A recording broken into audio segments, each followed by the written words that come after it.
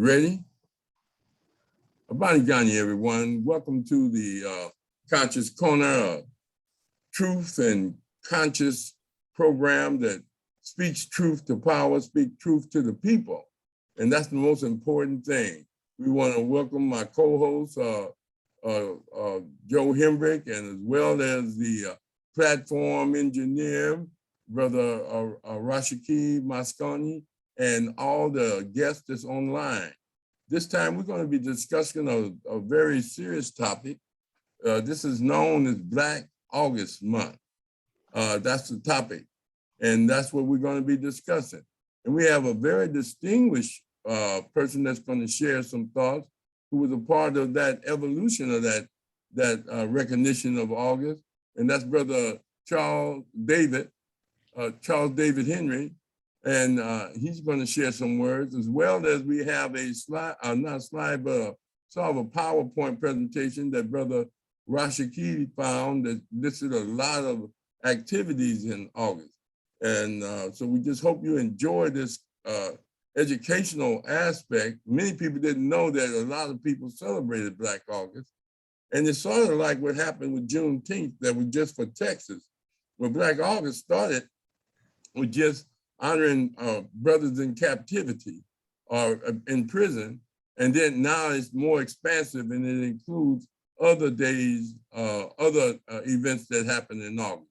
But without any further delay, we're going to let Brother David give his perspective of Black August and how they celebrated it when they were in captivity. Brother David, would you like to start?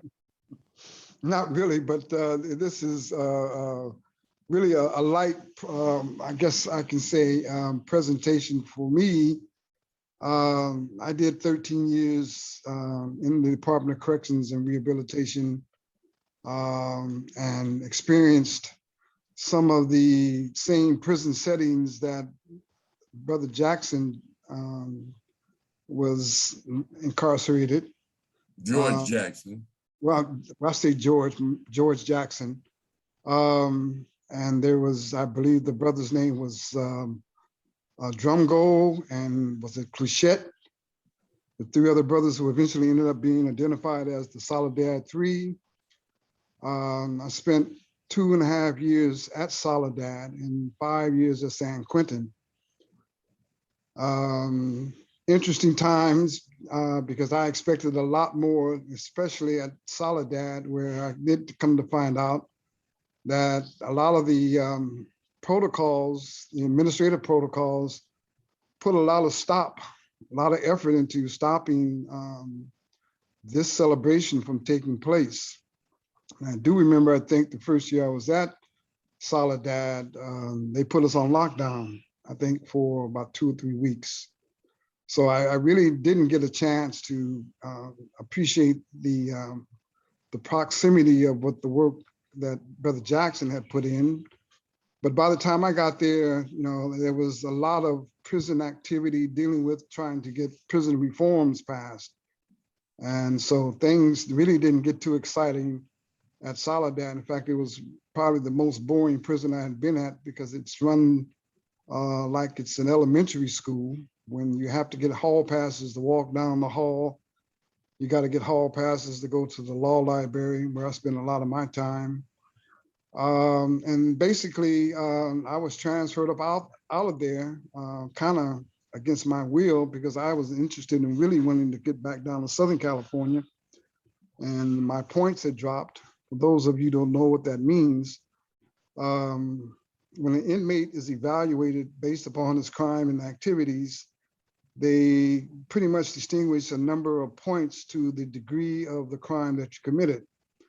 If you had gang violence and murders, they would generally end up putting you in what they call the level 4 prisons, which are the more high profile prisons, where a lot of this activity on Black August really has, I think, a lot more value, because there were still a lot of men at the time being incarcerated at these level 4 prisons who were doing solitary confinement time.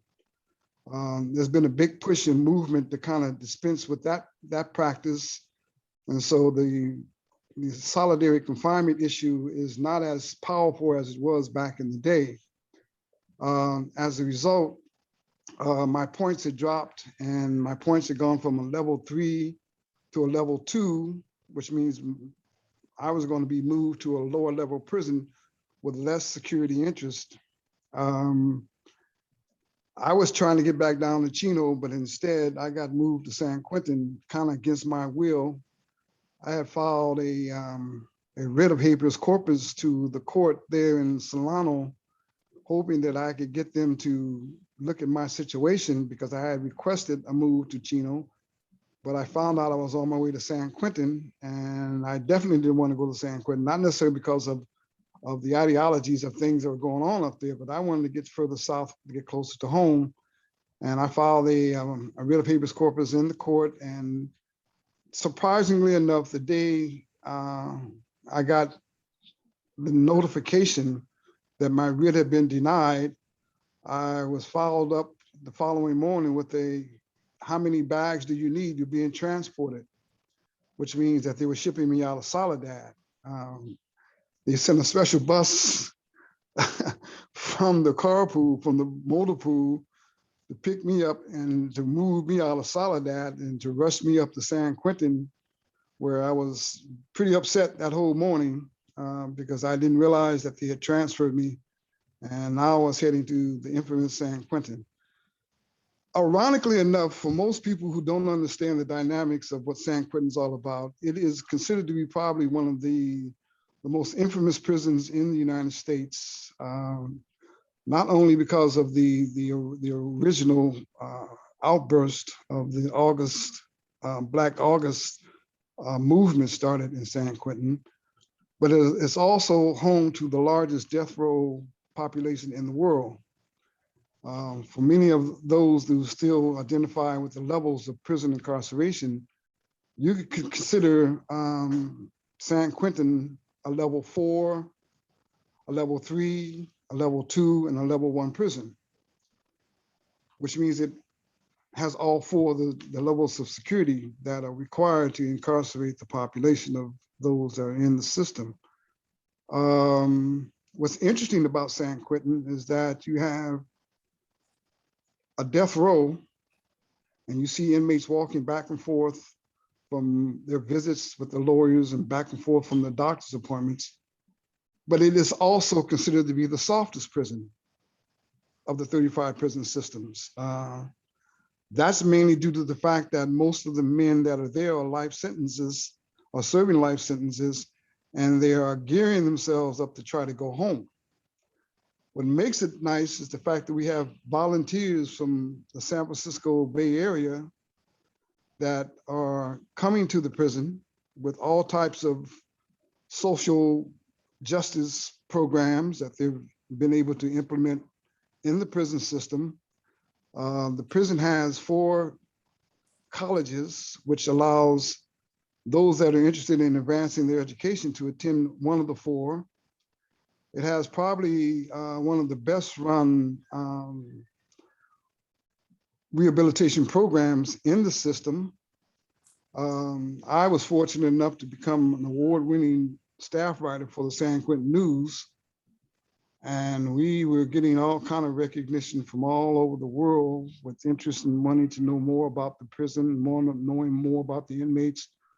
I think it was in 2016 when I was there, the LA Times came up and did an article on the newspaper. We had just been seen on CNN about a month before that, and I guess the CNN special augmented some interest to those in the real media to come and find out what was going on with San Quentin.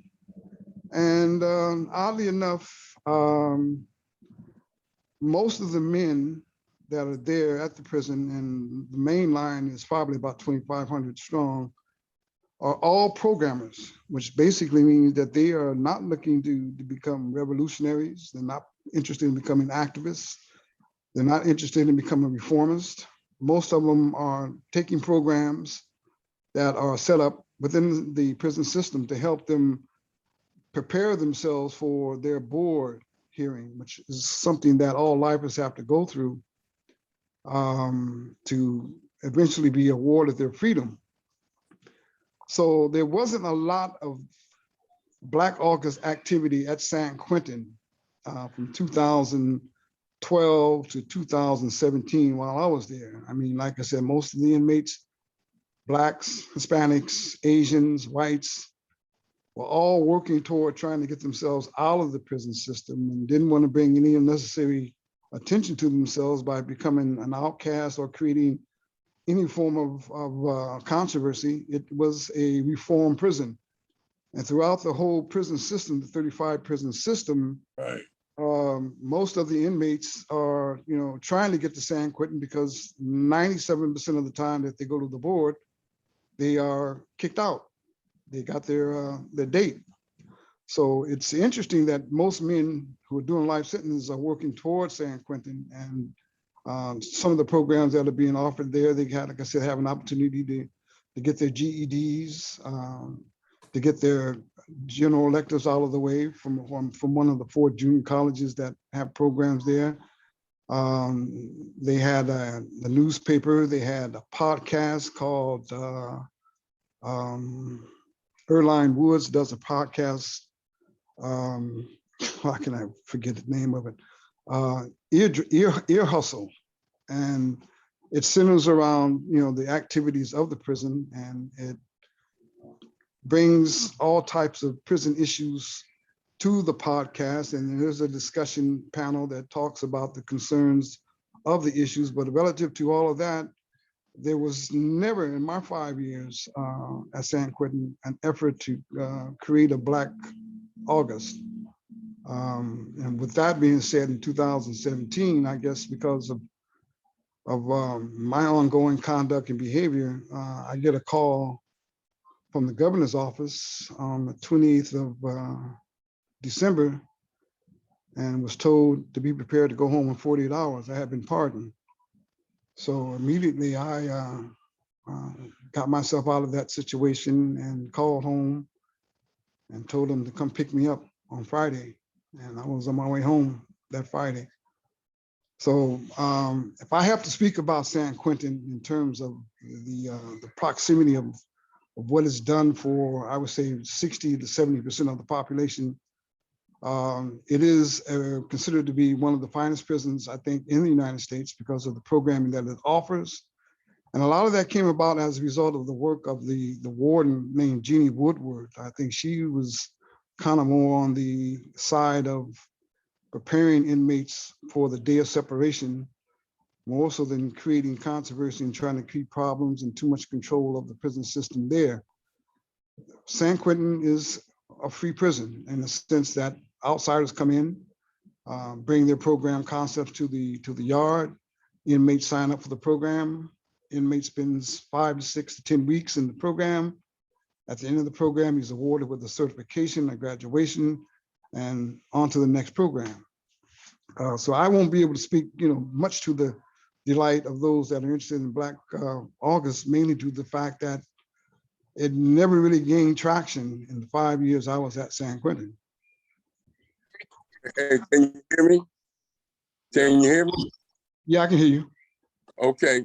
I'm sorry, my computer went down on me, so I gotta do a bunch of stuff. But while we're doing it, I just want to give a brief history about Black August that started with John Jackson was a Black Panther that was part of the COINTELPRO program, got arrested for allegedly robbing a gas station, and he was in prison.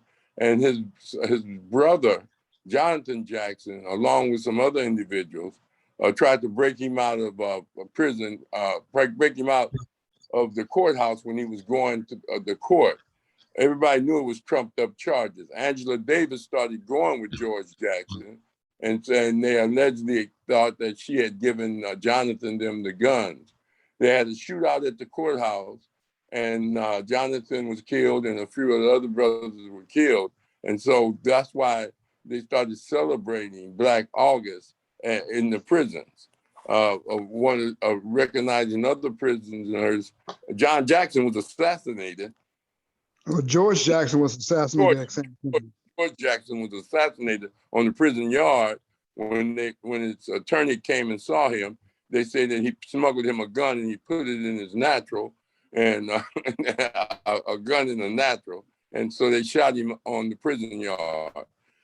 This is what started Black August. Since the 70s and early 70s, they have made it more expansive to include significant dates in August to go along with the recognitions that the brothers in the prison started. And that's why you have a list that Brother Rahh has that shows a lot of the outstanding dates, starting with 1619, the first ship with, of Black people that came in captivity. Now, history says that Black people were here way before then, and but that's another argument. We're talking about those that came to be in America, or what became Virginia, as the Holocaust of enslavement. They were supposed to be indentured servants, some people say, and that's when the first Black person that was born in the United States that was in captivity, Antonio X. But anyway, let me just go and let us understand this, that there are a lot of significant dates.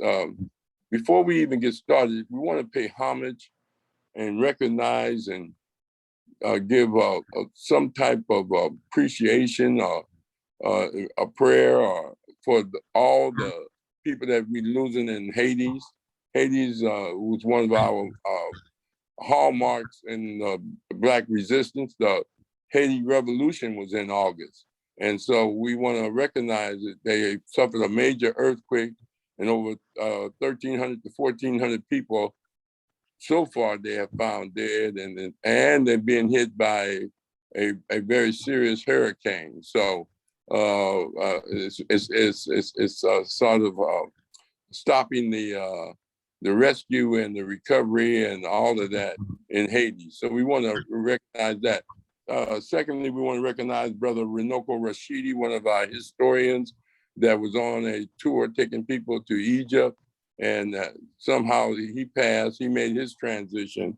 And Brother Paul Goss, who operated New Body Health Food Store in Compton, along with the brother named Bakari, a chiropractor, Imari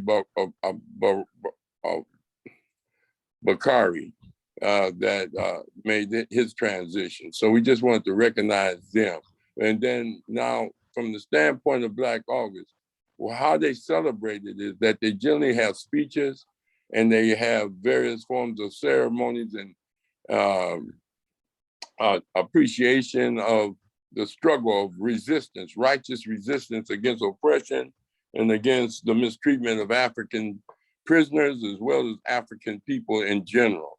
And that's what Black August is about. And so many Black people, that's why they don't want to teach Black studies. That's why they talk about race theory, critical race theory. They don't want you to know your history of resistance.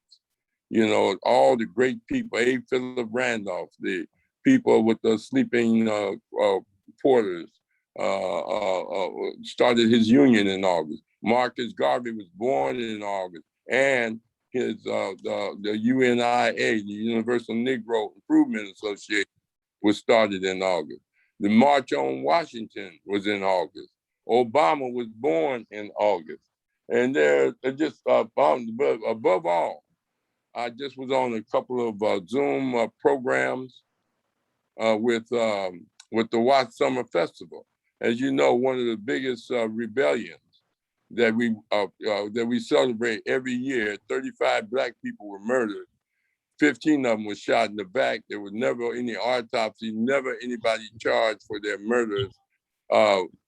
Every year we have what we call the West Watts Festival that's put on by Sister Pamela and the Watts Festival Committee. And so I've been one of the speakers because I grew up in Watts, and I know the history of the struggle of Watts and the history of the festival. So she has me on moderating. We had an educational committee as well as a historical staff committee. where we're trying to make Malcolm X Street and Martin Luther King Street in the Crenshaw district join each other. So anyway, we're going to throw it open to some questions and any discussion. And brother, you know, when you start talking about prison, I was in captivity for about 10 days, and you had to deal with the canteen. You had to deal with an enormous amount of different, as you said, different levels. The SHU program, until you get placed in a prison, you were generally in the SHU program and what they call isolation until they evaluate you, and then they determine where you go. You go in the yard or you stay in isolation. So we're going to talk a little bit about how to celebrate Black August, how to make it more meaningful to teach young people and other people about the challenges that many Black people are going through that's locked up in captivity for charges that are ridiculous. Some of them just pleaded guilty to keep from going to court to get less time. If they would have had 12 in a box, they would have got more time if they lost the case, so they plead guilty. They don't know that parole means that you are still in captivity, you're just not locked up if you got a tail. And then, you know, I think prisons have changed a lot. They have, when Brother David was there, they had the Black Guerrilla family and they had the Black Culture Committees. They got rid of a lot of the Black Culture Committees. They used to sponsor speakers to come and speak on the prisons about their culture, about their heritage, and about the Black struggle. I spoke at St. Louis Obispo, where I did a lecture, Black Gods in the Devil Warehouse. And also I spoke at Tino a number of times, and St. Louis Obispo, where Geronimo Pratt was, along with other brothers and sisters, brothers. And then, you know, I spoke at a co-ed prison up north, Pendleton. I think that's where it was. And they cut that out because one of the sisters got pregnant. But anyway, the captivity is a whole new different thing, and we're going to talk about that. But first of all, we want to get into Black August and see if any of you have any questions that you would like to ask David, Brother Hembrick, or Brother me, or anything. Because, you know, I only did 10 days in captivity, but I learned a lot about captivity in them 10 days, especially about prison life. Especially Grand Slam Day on Sunday, all the different, it's a whole culture in prison, and you have to understand it to get through it, and don't lose your mind. So, anybody have any questions? I guess I really showed up to learn about Black August because I've never heard of Black August. And so I am really, really curious about that. But if you're on the subject of prison, also, I worked at the Shelby County Jail for 25 years. And I'm working on a campaign right now in Tennessee to eliminate 1,500 categories of crimes, nonviolent crimes, because those crimes were created in the last 3 decades purely to lock people up. There's no such crime as a nonviolent crime. The only crime, real crime there is a crime against a person. Everything else is a made up crime just to incarcerate people. You talk property crime. Well, yeah. Property crime is a crime against a person because somebody owns that property. Okay. You know what I'm saying? But something like paper crime, you mean? Selling drugs. That's not a crime. That's fair exchange that should be taxed if you're going to do anything to it. But they criminalize those things in order to just lock people up, period. That was the whole thing. To support private prisons. President Clinton, as you probably know, back in 1994, signed a federal crime bill That's what I'm trying to do away with. that essentially established, a standard of sentencing at the federal level. But because of the language was so pristine, as you Yes. know, in many instances, most states like to kind of capitulate the same thing that's being offered at the feds, so they can kind of have a uniform standard of sentencing. So most states in the union, California created its three-strike law, which was kind of like an extrapolation from Bill Clinton's three-strike law, which essentially set aside an individual for a minimum maximum sentence requirement, whereby if you were peddling drugs, which as you just pointed out is nothing but should be a misdemeanor, because it shouldn't be a misdemeanor. It should be fair exchange. It should be taxed and left alone. Well, and that would mean that the police officers would have to refrain from writing tickets and arresting individuals and writing incident reports and be writing tax laws. So I think that's what I'm trying to. But again, to avoid that, they targeted, as you probably know, back in the 80s with the Reagan administration, a tough on crime bill, which dealt with the vast majority of the people of color.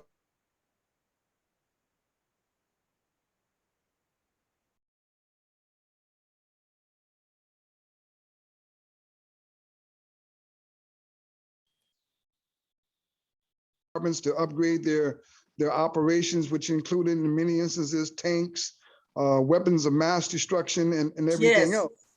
So Bill Clinton comes into office playing the saxophone, appealing to Black folks, and he came in and he and Monica Lewinsky decided that they're going to write a new crime bill and got it passed through the Congress. Don't leave Joe Biden out of that, because he was instrumental. Well, I said the Congress, and Joe was sitting at him in the Congress at that time. But the starking thing about the 1994 crime bill was the fact that it came about focusing in on primarily people of color. That's right. And oddly enough, Bill Clinton rode back to the White House on the backs of people of color. Yes. Got reelected and went on to serve 2 terms after committing all kind of sexual perverted acts in the White House. But long story short, California began implementing a 3-strike law that basically targeted men and women of color. That's right. Who were down the street crossing Van Nuys Boulevard with a half an ounce of marijuana and get stopped by the police department, ran checks on him to find out he had 2 prior strikes. He locked up, keys thrown away, and is given 25 years to life for a bag of weed. Yes. Okay. And most of the crimes that were committed during that era were, as they call, non-violent offenses. That's right. But the mere fact that you made contact with the police officer and you had 2 prior convictions, it was left up to the judge and the prosecutor's discretion to charge you with the 3rd offense. And I do believe at the time that California was moving in a direction of lock them up and let's throw them away and let's take advantage of this incarceration and let's make money off of this incarceration, because during that period of time, the private sector jumped into the prison industrial complex and started locking up people for overflow. So the money that was beginning to flow between the private and the public sector prison systems became an enormous profit for the state of California. It was planned. Their budget. Let me just tell y'all this. It began way before Clinton. Locking Black people up started even what they would call with Black codes. They had a vagrancy law after they passed the 14th Amendment, that if you didn't have a job or you didn't have a place to stay, they'd put you in prison, and then they'd farm you out to slavery again. The whole concept— Convict leasing. Let me finish. The whole concept of giving people felonies is so that they can vote and so that they can use that as a justification to not give them jobs if you get caught a felony. And that's why you have the disproportionate amount of Black people in prisons for what you would call petty crimes, as you was outlining, Dr. Strong, and nonviolent crimes. there's been organizations and activities to try to challenge that. But you got to remember one thing, that many Black people who are victims of crime are for hard punishment. You know, when you're a victim, it's a whole new different thing. Somebody shoot your mother, you want justice. Somebody steal your precious values, you want justice. And so you call the police and you want police to respond. When there are gangs or homeless people in the park and they are harassing people, or they're creating a nuisance, or they're making a homeless camp and there's so much trash and stuff like that, you want authorities, if you're a homeowner that's Black, or if your kids got to walk past them to go to school, you want police there.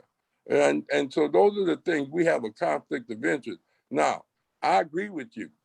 And you know, many of the Black caucus voted for that crime bill that put up, as well as the 3 strikes California law and determinate sentencing in California. Those many of the people that was in the Black Assembly and Black state senators voted for it. You have to just check their record. They did. You're right. But what I want you to understand is that the importance of the consciousness of the brothers in captivity, to try to lift and educate young people that come, much like the Nation of Islam used to do.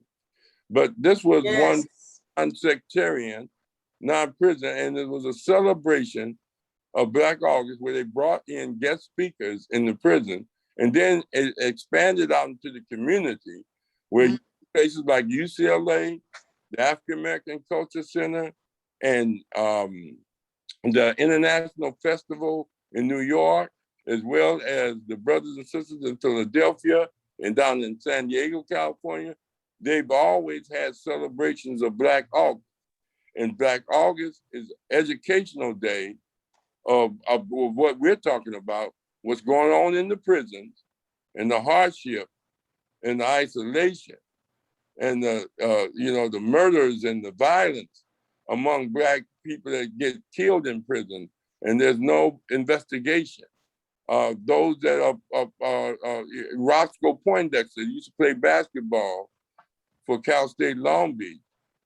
He was a prison guard, and he told on what they were doing in the prisons up north, as far as having fighting contests and putting young brothers who they thought messed with guards in with this big guy, and he would rape them, and they'd lock him up in that jail. And he was the one that turned state's evidence as a prison guard about that information. But the point is that Black August is a day that, as Dr. Strong said, many Black people don't know about, but those that are into Black culture and Black consciousness and Black liberation and Black resistance do know about it. So is there any other questions about Black August? Exactly. What was the format of the, you say it began in prison. Exactly what was held in order to say this is Black August? What did they do? What happened was, if you remember, George Jackson, who was going with, Angela Davis used to visit and developed a relationship. He was going to court. He had gotten arrested for robbing a gas station up north, and they put him in prison. And but he didn't do it. But they have a program called COINTELPRO, counterintelligence program, by where they were going after Black Panther leaders and they made a movie about it with Bernie Casey playing George Jackson and Angela and Rosalind Cash playing Angela Davis. But they locked him up. His brother tried to break him out of the court, and they had a shootout, and his brother was killed, Jonathan Jackson. And so the San Quentin brothers started Black August in recognition of those brothers that were killed during that breakout. And then it took off and it became more expansive during the Black Studies programs and Black culture conscious programs in the 70s to outside the prisons. Just like Juneteenth was mainly for people in Texas. And then all of a sudden now it's a national holiday. Well, Black August was a day for prisons to celebrate, and they would invite guest speakers in and have a feast and discuss Black culture and Black consciousness. And then also, as Brother David said, it spearheaded a lot of Black reform projects because of the treatment of Blacks in prison with regards to, as he was pointing out, the various levels that they put you on in prison. Level 1 yard, that's like a camp. Level 2 is another level, another 3. And then on level 4, it's generally a SHU program, isolation, like Pelican Bay. And that's with most of the violent people, and they try to put you, but sometimes they don't like you. They'll send you to a level 4 because they just for punishment. You have no power when you're in prison. Right, I worked there a long time, so I know that. Jail. Most people want to go to prison rather than stay in jail because jail is rougher than prison. Right. That's okay, right. So anybody else have any comments? Brother Hembrick? Oh, brother, that's... Brother Rashaki, would you put those dates up that we celebrate and recognize as a part of Black August now? It's not just about prisoners. Share the screen.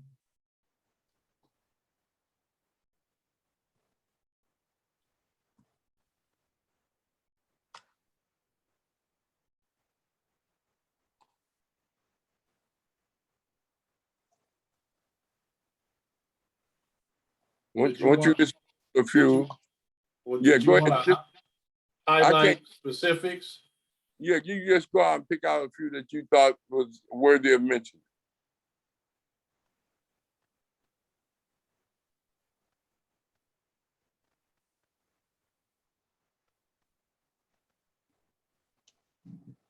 This August 16, 1768, the rebellious African slaves engaged in British military forces in bloody battle defending their camp, which was a haven for fugitive slaves. So that's a area where the slaves stood up, known as the Maroons. All right. Down in that area of Florida where that's close to South Carolina is where they had the fort called Fort Negro, where the African slaves had merged with the Seminole Indians and gave a lot of resistance. And the slave masters went to the government complaining about their property, so they sent their big boy general down there to squash the situation. It was Andrew Jackson at the time, who I won't get into his heritage, but he was fighting his own people. But anyway, they went down there to recapture the slaves, and the slaves and the Seminoles went out in the Everglades, and that was too much for them Europeans to take, them alligators and whatnot down there, so it wasn't too successful.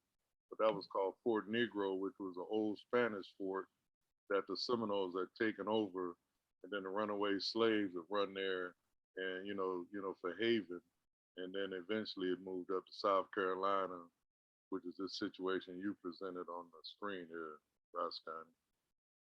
And also, like I mentioned, that my brother David, you still here? I see his name there, but I don't see nothing with him anymore.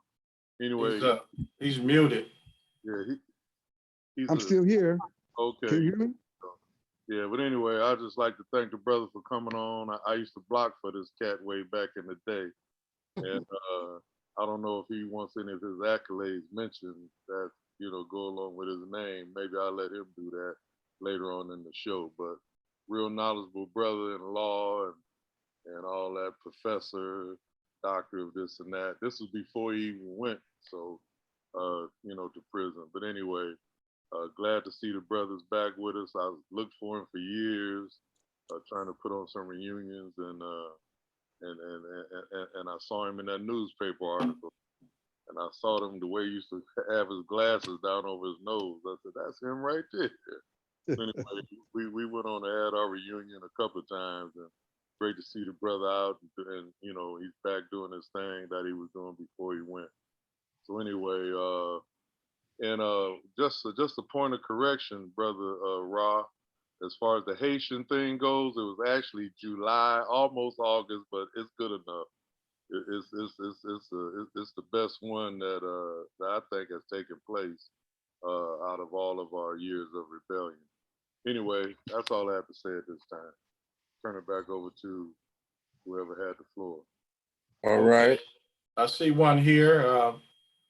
August 1st, 1914. You mentioned this earlier, Professor Rahh. Yeah.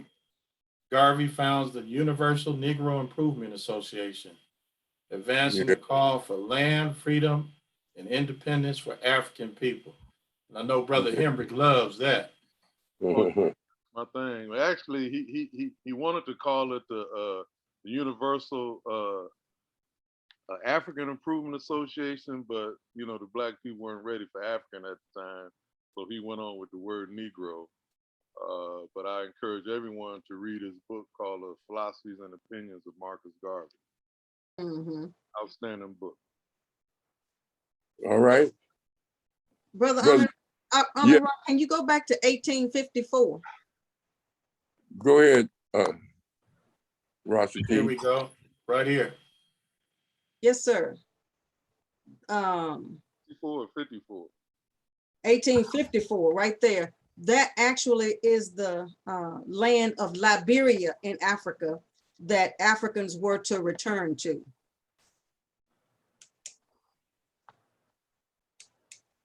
The country of Liberia, right? That's right now, that was established for us to return to.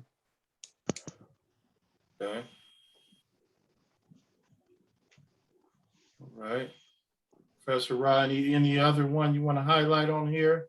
Is a good doctor there, or Brother Mshinga, and the good sister? Aziza? Yeah. See. Yeah, I'm here. I don't have any questions at the moment, but I was gonna say it's interesting because I've never heard of it either. So I learned something. Okay. Raj, the most important thing that we learn, history is the foundation of all understanding. Ceremonies and holidays, people that can't celebrate its accomplishments and achievement is lost forever. That's why, Europeans put up Confederate soldiers and Confederate monuments and named bridges and towns after. Even Crenshaw Boulevard was named after a segregationist, as well as Compton, the city of Compton, was a Mormon city. But the point is that when we look into our history, we have some rich history. And Black August is one of the rich histories because just because the brothers were in prison don't mean they bad people. That's right. And so that's very critical for us to understand. And a lot of great people, Martin Luther King was in prison. Malcolm X came out of the prison and he was self-taught. And what did that do? That give young people who may have caught a case or who may have just was in the streets, that they can be self-taught and make it through this system as an entrepreneur or get involved in an organization that transformed them from a street hustler to a distinguished leader like Malcolm. Malcolm was a straight A student up to the 9th grade, and he went to a predominantly white school, and they nominated him president of the 9th grade class before he dropped out of school. And it's the same thing with Martin Luther King. He was skipped in the 9th grade. So, but they had two different tracks. Martin Luther King came from a middle-class family, preaching. Malcolm X came from a broken, or not broken home, but a home that where his father, they believe the Klan killed his father, and his mother had a mental breakdown, and so he relied on the streets. I think Spike Lee did a good job in the movie, but at the same time, it's a beautiful thing about going through August. There, and let me just say this: we can go in December, we can go in January, February, March, April, May, June, all of them. Every month, there will be a litany of events of resistance and accomplishments and achievements of Black people, not just birthdays and not just a celebration of events, but of significant consequences. And as Aziza said, she didn't know about it. And a lot of the reasons we didn't know about it because our parents, when they went to school, they just learned white studies. And so therefore they couldn't tell you a lot. And then remember this, compulsory schools started really in almost the 1600s in Europe, and then in the 1600s in the United States. They didn't even allow us to go to school then. And so and when people don't want you to go to school, most of the Black people like Frederick Douglass and others, they stole their education. And one of the reasons they didn't want you to learn to read and write, as Malcolm said, because that's a tool and a weapon to help you fight the system that's oppressing you, the systemic system, and how to navigate your way through the racism and discrimination. And as Brother David said, he spent most of his time when he was in captivity in the library, studying. He didn't go around there hanging out, just lifting weights and just, messing with each other, fighting and being a part of the street. He spent his time. He used his time. He didn't just spend his time. And that's the beauty of Black August, is that these brothers, and used to have what they call Black cultural committees in prisons. They stopped having them recently, but they used to sponsor guest speakers during Juneteenth and Black August. Are there any other questions?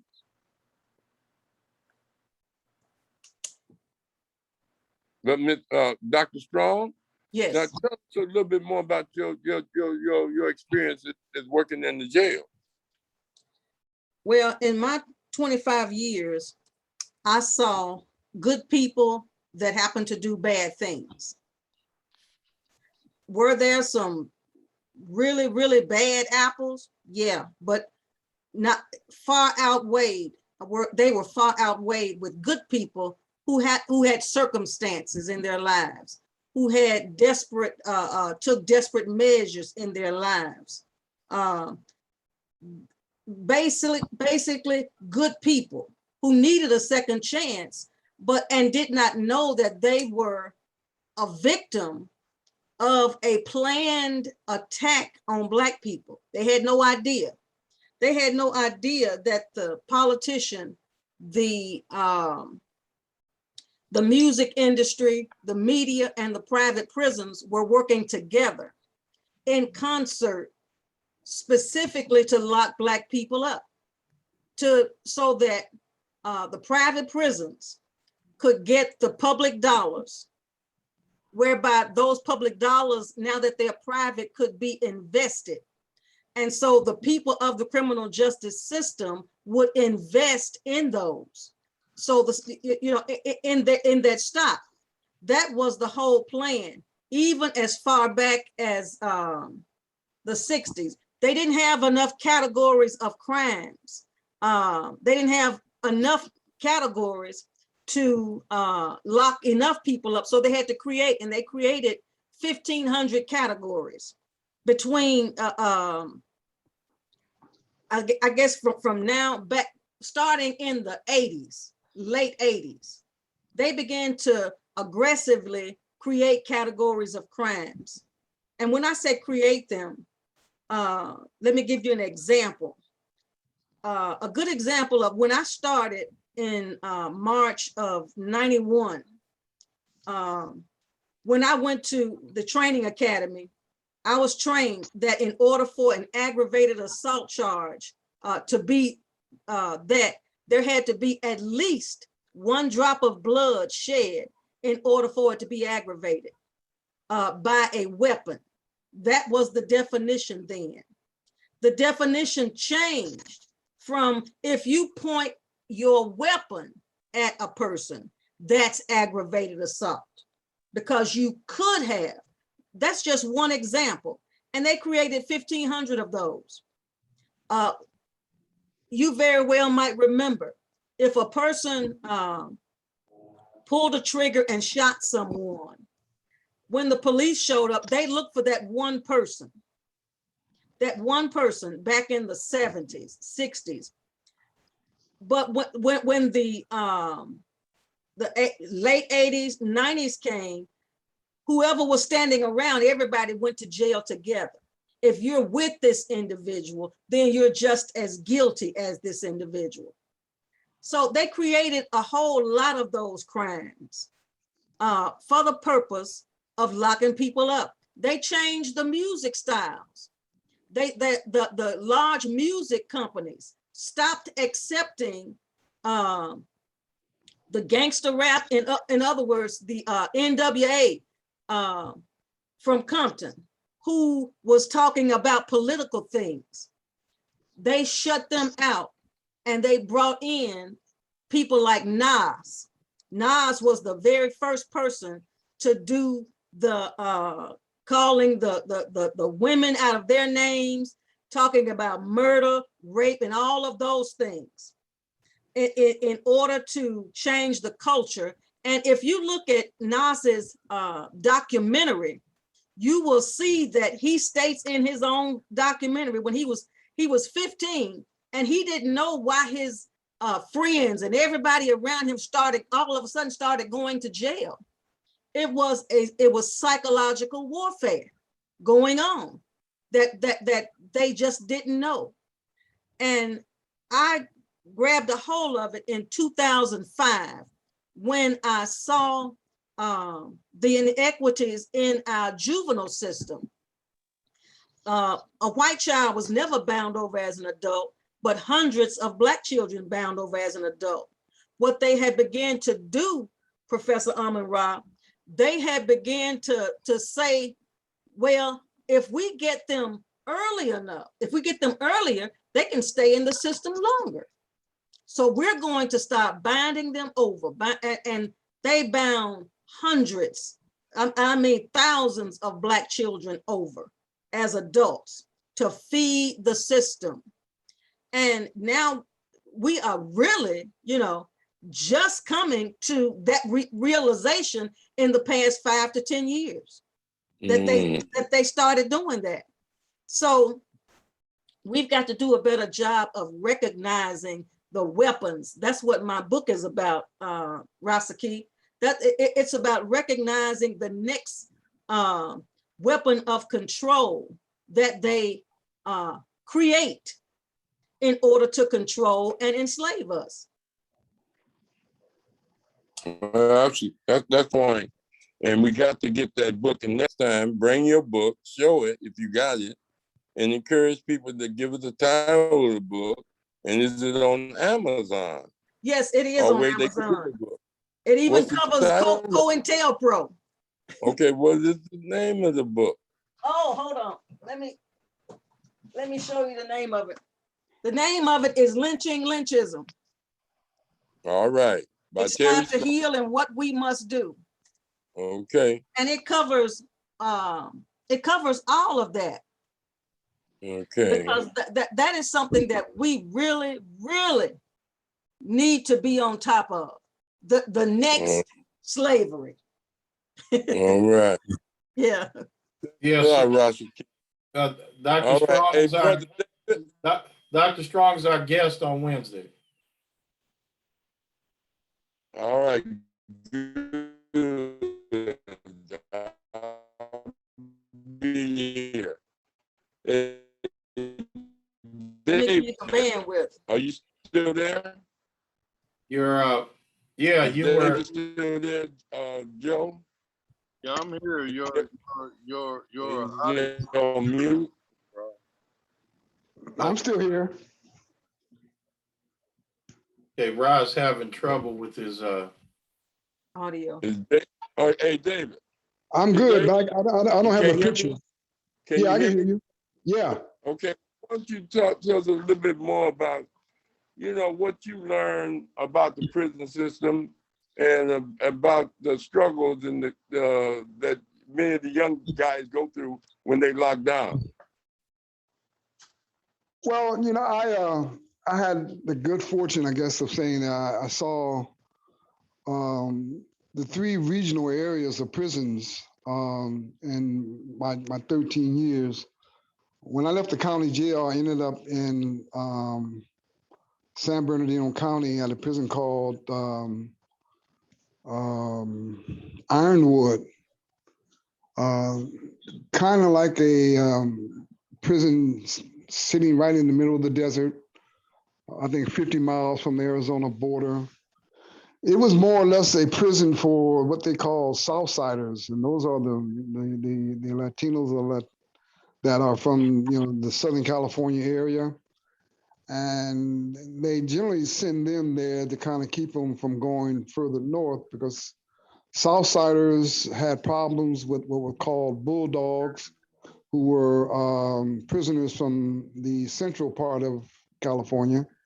And then there was the Norteños, who were more or less the Hispanics who were in the northern part of the area. So it was renowned to know that if you were a Southsider, you could never go further than, let's say, Fresno to be incarcerated. So the southern part of the prison system was heavily populated with Hispanics. In those institutions, if their numbers are starting to grow in size, they become a little more abrasive, a little more aggressive, a little more demanding, and in many instances, they are at the heart of some of the problems in the system with regards to their numbers. They run a very, very, very tight ship. Latinos are very close in proximity to one big family. They've been instructed not to, participate in activities with other races. Their shot caller is generally demanding in that you, as a Southsider, will have to be on the yard, exercising, going through your rituals, and more or less it's a family run by people that are protecting their property and their persons. When you get into the mid California range prisons, at like Soledad, for example, the numbers start to dwindle, and then you get a migration of all types of races, Asians, blacks, very few skinheads, but they're there. Very few Nazis, neo-Nazis, and a large group of mid-central Hispanics. When you get into the northern part of the prison system, like at San Quentin, most of the gang activity has been filtered out. We used to think that San Quentin was like the honor prison, and you had to work yourself up to that honor system to get into San Quentin. They were very selective about who could come to the prison. And true enough, you had the youngsters who made the cut, who got on the yard and tried to push that hardcore gang thing. But they were soon attached by one of the elders who would pretty much lock him in and mentor him and go through the complete ritual of stripping his pride and his arrogance down and making him aware of his weaknesses. And in many instances, these young men are coming from the streets with, very little family background, very little family structure, and 99% of the time, dad is not home. So he goes to the streets to become identifiable with some kind of situation, and he ends up, getting caught up in the street life. And next thing you know, he's got a hot one on his record. But when he gets to the queue, he's grabbed by one of the older inmates who will, like I said, strip him down of his pompousness and his arrogance and show him just how really weak he is. I would say 60 to 80% of the young brothers who go into the prison system can't read at a third grade, fourth grade level. So they make up that macho with, you know, talking crazy, talking tough. But when they get to the yard, it's a whole different story, because now they to stay on the yard and do nothing productive was really identifiable. So when you got a peer, a young brother, 22 years old, who's hooking up with one of his homies, who's 19 years old, and the 22-year-old is going to class, going to elementary school class, basically, to get his GED, that kind of changes the focus, because now he's moving toward and bettering himself. And then immediately thereafter, the 19-year-old grabs attention and he's sitting in the classroom. So a lot of that stuff that was going on in San Quentin, I think, again, as a result of the work that was put in by the warden, Jeannie Woodford, turned San Quentin into more of a population of rehabilitation, more so than incarceration. And the inmates that are on the yard today are really gearing themselves up to find a way to prepare themselves to go to the board. So there's not a lot of tension. There's not a lot of activity with any gang violence. There's not a lot of lockdowns because everybody's what they call programming. My 13 years in prison was spent primarily trying to get out. And that was meant, like I was saying earlier, spending time in the law library. But I think what we really need to start putting emphasis on is trying to keep these young brothers and sisters out of the system altogether. Yes. And start putting some emphasis back on the court system in California. You see, because a lot of this overcharging and over exaggerating sentences and added on compounded time is really a political thing that 58 county district attorneys generally try to compete against each other for who's going to have the best conviction rate. So a lot of times they'll go in and they'll offer a very simple case, a plea bargain. And of course, you know, when you really don't understand the dynamics of how the justice system really works, you take the plea, okay? Which means that you may be taking 2 strikes on one case. And that's because your lawyer is also getting paid from the same district that the prosecution is getting paid from and from whom the judge is being paid. So everybody's coming, whose payroll is coming to them every month, is coming from the county in which they operate in. So it becomes more of a political fanaticism, more so than the judicial processing system, because 98% of the cases that go before these courts are played out before they even go into the proceedings. What I did find out, having been a lawyer going into the system, is that I thought I could, you know, just break the code of appeals. Because anytime that you're found guilty by a jury of your peers, you have 60 days in which to automatically appeal your case. For me, an automatic appeal meant I'm gonna get my case reversed because I didn't really have a case, but I was charged and found guilty by my jury. But the problem that I've discovered along the way, and again, this is not taught in law school, it's not really taught until you walk through the system, that the worst thing that I could have done, in my opinion, is to appeal my case. Now that has a strange dichotomy, because you think that you are found guilty, you know you're found guilty, but you think that you're going to have an opportunity to reverse your case. Only maybe 1% of the cases that get before the courts are generally reversed. Now, what I meant by the worst thing that you could have done with regards to your case is to appeal it. Well, the way the justice system works in California, you are found guilty, but you appeal your case within 60 days. And what you have essentially done is automatically told the upper courts, the appeal courts and the California Supreme Court, that you have a duty and a responsibility to keep my conviction in place. Okay. It's called stare decisis, which basically means that all upper reviewing courts they have the responsibilities and the duties to uphold the lower court's ruling. So regardless of whether or not you get a direct appeal, and whether or not you get a writ of habeas corpus into the court, and whether or not you get your writ of habeas corpus seen or heard by the California Supreme Court, it is incumbent upon the 9 justices who sit at the California Supreme Court to uphold that lower court decision in place. Now, what became even more tragic is when this mentioned to you guys earlier about this 1994 crime bill. Bill Clinton basically took into that crime bill away all the opportunities that you would have had to appeal your lower court decision coming out of the state court into the federal courts. Right. And basically what he did, he imposed on anyone coming out of the California courts, they gave them 1 year from which your lower court decision was ruled on to get into the upper court, which is the district court, the federal district court. Now, what that basically did, it gave the federal district court the same power of review that you would have had in the lower court. And it put another condition of constraint on you when you took that argument to the next court.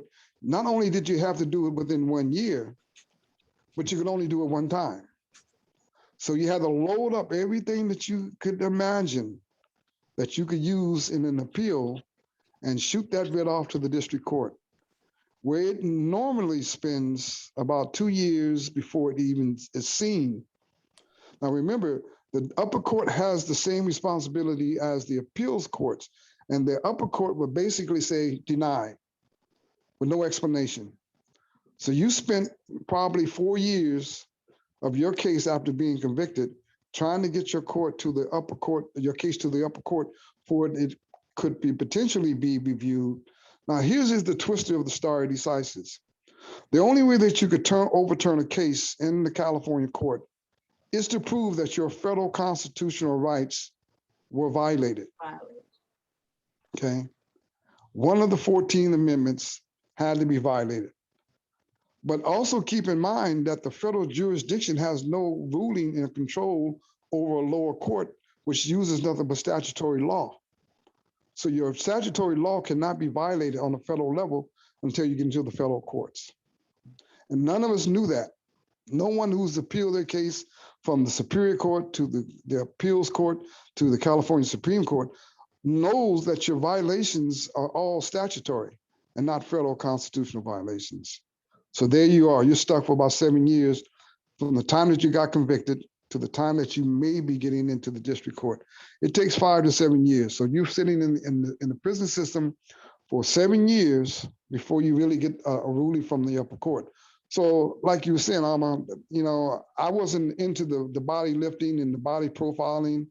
I was into, the law books to look for, squeaks and changes in the language, potential opportunities to see something in the law that could be reversed. Now, let me give you a very unique situation when it comes to a murder, a 187, that's committed during the commission of a crime. Mm-hmm. Okay. Now, they call that the murder felony rule. And there are basically 7 committed offenses that you can commit to be charged with the murder felony. So you're charged with a murder felony when someone dies during the commission of a crime. Mm-hmm. Okay. I was charged with an attempted murder, and they stuck the murder felony on me, and no one died. No one got hurt. The weapon was never pointed. The weapon was never filed. So how do I get charged with a murder felony and I had an attempt? Now remember, you can only be charged with the 189, which is a murder felony rule, if someone died during the commission of the crime. I was charged with the 187, which is attempted, which is 664, which is an attempt. Anything that you say Penal Code Section 664 is an attempt. 664/187, which is an attempted murder. The maximum sentence that you can get on an attempted murder is 9 years. That's the California law. If the weapon is used, the minimum sentence that you can get is 10 years. So I got charged with the 187, 664, 187, which is attempted murder, and a penal code section 189, which is the murder felony rule application, meaning that someone had to die during the commission of the crime. In my case, no one got hurt, no one got murdered, no one got assaulted, okay? But I got stuck with this aggravating sentence, which put the life sentence on my case. Mhm. Okay, just because I got stuck with the penal code section 189 now means that I have to look at a life sentence. Oh, Lord. Okay, so the minimum sentence that I got was 17 years to life. And I was wondering throughout this whole ordeal, how did I get stuck with a life sentence? And I didn't kill anybody. I didn't commit a crime during the commission of a felony.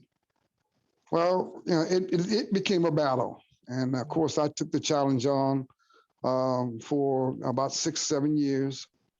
Took my case all the way to the Ninth Circuit Court, which is the federal court in San Francisco, that if you're going to get anything reversed and turned back to the lower court, it's generally going to come out of the Ninth Circuit Court. The judges at that level are generally Democrats and liberals who are looking at the language of the law as it applies to the statement of facts. If you're going to get any love, it's going to come out of the Ninth Circuit. Very, very, very, very, if at all, will a case get to the United States Supreme Court. Okay, so I'm sorry. No, go ahead. Let you make the closing remarks. So in the end, during the complete start to finish, I think I spent maybe 10 years trying to appeal my case. And that's just because the courts very rarely turn a case over after you've been found guilty at the lower court. And that's because of the issue of the stare decisis, meaning that all upper courts have an obligation to uphold the ruling as passed on by the lower court. That was the ruling about the California penal system. Yeah, not only that, it's very hard to get them to even look at your case. They got so many that comes up there, and getting them to read it. First, you gotta give them the acceptance, then you gotta get them to read it, then you gotta get them to make a ruling, because sometimes they just send it back, and they don't, you know, with a recommendation. And like you said, that's the state Supreme Court. But if you want to appeal a state court or statute or state crime statute to the Supreme Court, you don't get no financial help for that. You got to have money, unless you get picked up by one of these philanthropic groups that goes in and prove people were innocent. First of all, let me just quickly add something to that. I would probably say that may not be correct, because you see, if the case that your case germinates from doesn't have a nationwide appeal, the Supreme Court generally won't even take a look at it. Okay, it would be automatically remanded back to the lower court, and there is where it stays, and it gets stayed there forever. Very, very, very, very rarely will the state court get to the Supreme Court, mainly due to the fact that what happened in California may not be applicable to the other 49 states. All right. Well, we want to thank everybody for this very educational thing. The best thing to do is educate your kids to some of the things that David and Dr. Strong didn't express, that they are trying to do their best not to get caught up in the criminal justice system, because there's no justice. There's no justice. And as they say, it's just us in prison, and you don't want to go there. So we 67%. Yeah, and we want to thank everybody for listening in. We want to thank our co-host Joe Hembrick for getting Brother David to come on and share his wealth of knowledge, and hope that he will come back and share a lot of his legal expertise with us on various issues, as well as we want to thank Brother Rahh Moscone for his just hard work in putting this platform together for us. We're going to urge everybody to come back and hear Dr. Strong's message this Wednesday on the platform, and hopefully that you will come and listen to her and support her with regards to her understanding of how her book exposes all the contradictions and conflicts and offers solutions to solve many of the problems that we as African Americans are going through. So, Brother Hembrick, do you have any closing remarks? Just want to thank the brothers for coming on, and I just like to mention this, because I did something on the juvenile thing. I used to have, people come to Centennial who had just been released to come talk to the young brothers every Monday back in the day, and I found that 80% of our youngsters who end up getting incarcerated is because they were following someone else, going on their own thinking, getting caught up with somebody, and that's how they ended up getting locked up. So I always tell the youngsters, follow your own mind. You have your own mind. You don't have to go with somebody else's thinking. But due to the education level, they don't even get to that in terms of exploring your own mind. And I love what the impressions and Curtis Mayfield used to say, why don't you check out your mind? It's been with you all the time. Something that our people need to do on a lot of things. We need to analyze everything that we've got from the people of our captors. That's where I want to get to. Our mind as far as that. We need to be analyzing that and just see if that's, for us. I wonder what the ancestors are thinking about us at this moment in terms of what we're doing and thinking, in terms of what we got from the man who put us here in the first place. So anyway, that's all I have to say for this evening. All right, then. What about you, Brother Rashaki? Okay, communityeducationnetwork.com, and we have on August 18th at 6 p.m. Dr. Terry Strong, Lynching Lynchism. It's a time to heal and what we must do. Join us. Join us. Okay. We will. So we want to say good night to everyone and hope that you tune in this Wednesday, August 18th, to hear the magnificent and powerful Black womanism of Dr. Terry Strong with regards to her wisdom and her contribution to our forward flow of liberation and consciousness, as Rashaki has said. Thank you, everybody, for listening. Thank you And all. have a good Black August month. Each one teach one, Conscious Corner. Yeah, bro.